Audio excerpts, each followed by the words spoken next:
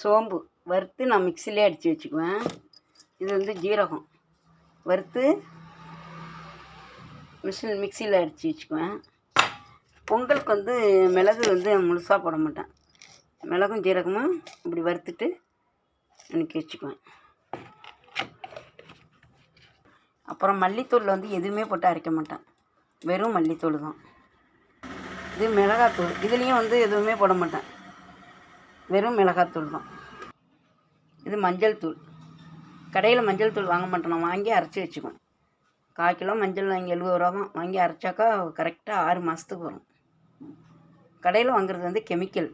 இங்கே பாருங்கள், இது கடையில் வாங்கின மஞ்சள் தூள். கலர் எப்படி இருக்குது, இது வீட்டில் அரைச்சது எப்படி இருக்குது.